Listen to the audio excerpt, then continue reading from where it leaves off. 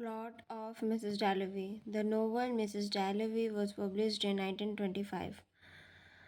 उपन्यास मिसेस डैलोवे 1925 में प्रकाशित हुआ था. After writing for almost a decade, Virginia Woolf seemed to have discovered a new literary form capable of expressing the realities of post-war England. लगभग एक दशक तक लिखने के बाद वर्जीनिया वुल्फ ने एक नई साहित्यिक रूप की खोज की जो प्रथम विश्व युद्ध के बाद के इंग्लैंड की वास्तविकताओं को व्यक्त करने में सक्षम था. The novel depicts the subjective experiences. उपन्यास अपने केंद्रीय पात्रों के व्यक्तिपरक अनुभवों and memories of its central characters और यादों को प्रथम विश्व युद्ध के over a single day in post world War one London के बाद में एक ही दिन में दर्शाता है. ठीक है. In focusing upon the occurrences of a single day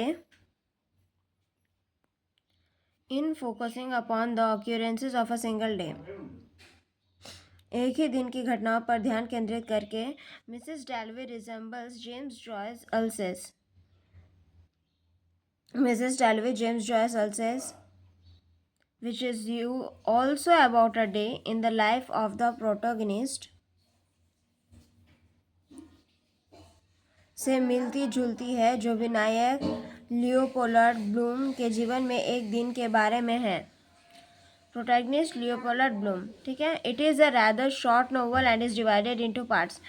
ये एक शॉर्ट नोवेल है एंड किसमें बहुत सारे पार्ट्स में डिवाइडेड है. रैदर देन चैप्टर्स के अलावा. ठीक है. अध्यायों के बजाय भागों में विभाजित है. The novel Mrs. Dalloway is intertextually created from the two awful short stories. The novel Mrs. Dalloway. उपन्यास मिसेस डैलोवे वुल्फ की दो लघु कथाओं Mrs डैलोवे in bond street and the unfinished the prime minister में विभाजित है. It would be a bit paradoxical to look for a plot in Mrs. Dalloway.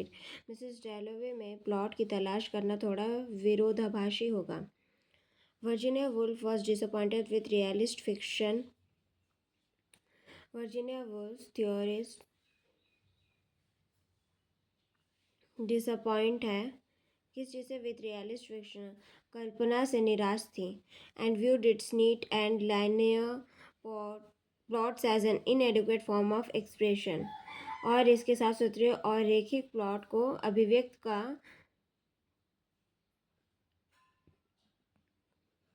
Form of expression अपर्याप्त रूप मानती हैं.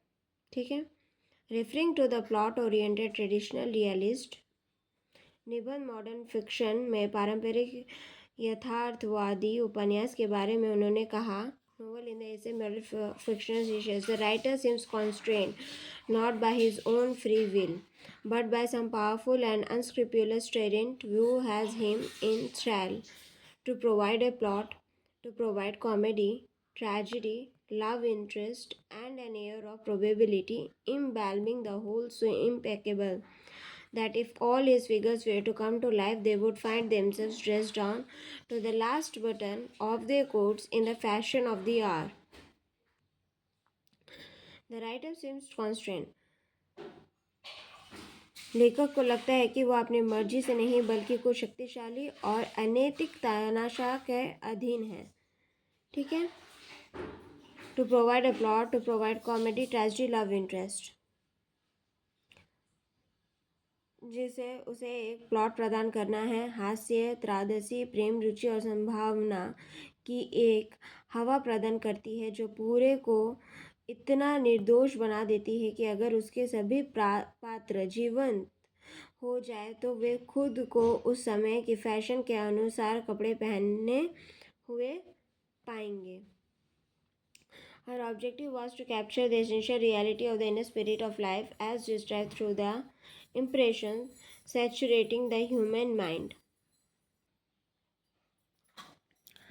Her objective was to capture the essential reality or the inner spirit of life as retrieved through the impressions saturating the human mind.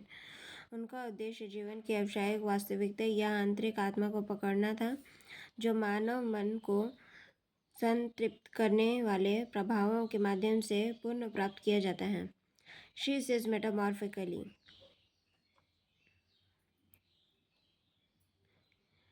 वह रूपक रूप में कहती है, life is not a series of gig lamps. जीवन समान रूप से व्यवस्थित गिग लैंपों की एक श्रृंखला नहीं है.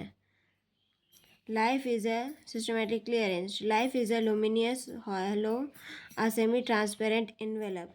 जीवन एक चमकदार प्रभामंडल है, एक अर्थ पारदर्शी लिफाफा surrounding us from the beginning of the conscious to the end, जो हमें चेतना की शुरुआत से अंत तक घेरता है. Characters in Mrs Dalloway occasionally perceives life patterns.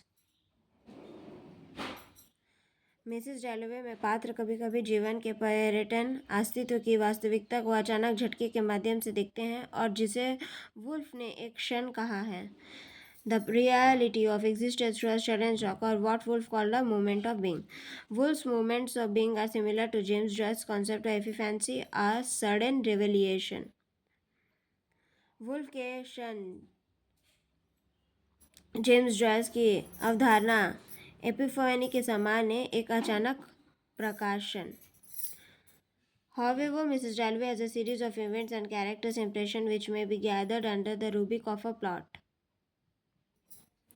Clarissa Dalloway, a middle-aged society woman, goes around London in the morning making preparations for a party she is to host that evening. हालांकि Mrs डैलोवे में घटनाओं और पात्रों के प्रभावों की एक श्रृंखला है जिसे एक प्लॉट के तहत इकट्ठा किया जा सकता है.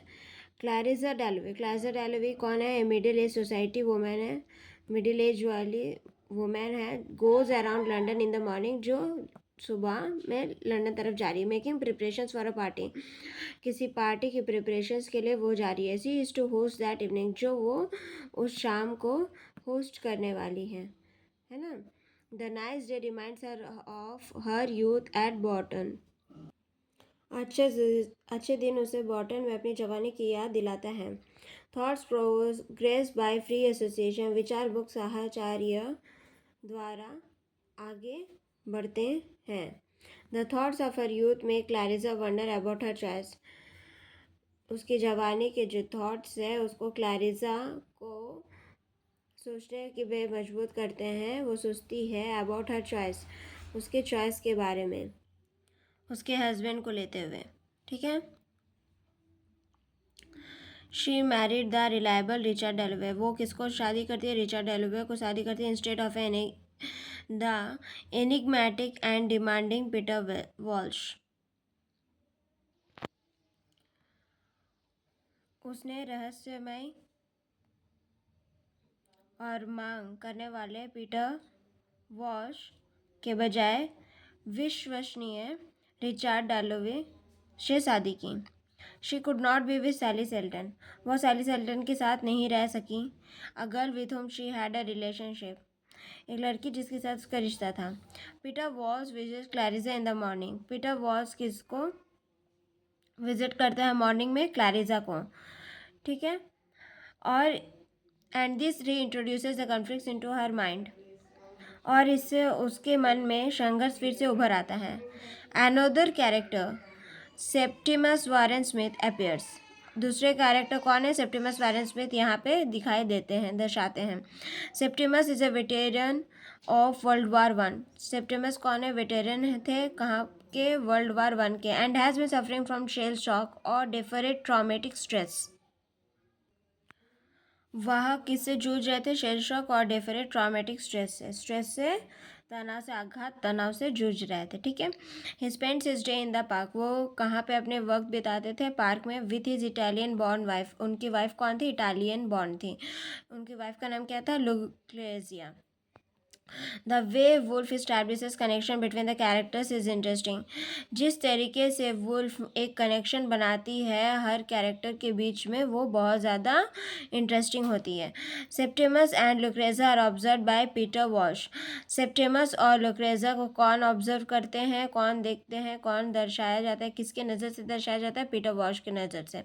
Similarly the psychiatrist sir William Bradshaw who treats Septimus is a guest at Clarissa's party। इसी तरीके से साइकाट्रिस्ट कौन थे? सर विलियम ब्रैडशॉ, जो सेप्टिमस को ट्रीट कर रहे थे, देख रहे थे, डायग्नोस कर रहे थे। Is a guest at Clarissa's party, जो गेस्ट थे किसके पार्टी में? क्लैरिसा की पार्टी में। Septimus experiences indecipherable hallucinations mostly concerning his dear friend Evans who died in the war।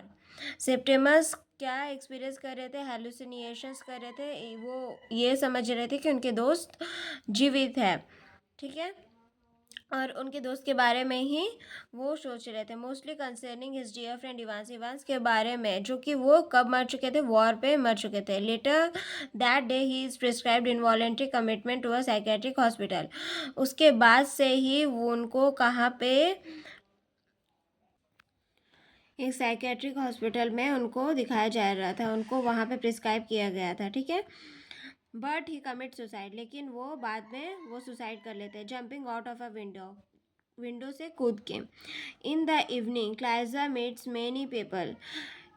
शाम में क्लाइजा बहुत सारे लोगों को मिलती है, including characters from our past. उन कैरेक्टर्स को भी मिलती है, उन लोगों से भी वो मिलती है जो वो पास्ट था, जिसका वो पास्ट थे, ठीक है। सच एज पीटर वॉस उसका पास्ट थे। एंड सैली सेल्टन से भी वो मिलते थे। From Bradshaw she hears about Septimus suicide. Bradshaw से वो सुनती है कि सेप्टिमस सुसाइड कर लिया। Septimus is of course a stranger to her. Septimus क्या थे? क्लैरिसा के लिए एक स्ट्रेंजर थे। But she senses a degree of authenticity in the act of the stranger which she considers an effort to preserve the purity of his happiness।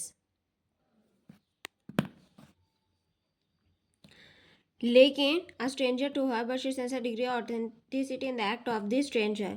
लेकिन वह इस अजनबी के कार्य में प्रामाणिकता की एक डिग्री महसूस करती है, जिसे वह अपनी खुशी की शुद्धता को बनाए रखने के प्रयास के रूप में मानती है। आई होप आप लोगों को समझ में आया है, और आगे वीडियो पे हम लोग इसकी कैरेक्टराइजेशन थीम्स देखेंगे। और वीडियो अच्छी लगी तो लाइक शेयर एंड सब्सक्राइब ज़रूर कीजिएगा। Thank you so much.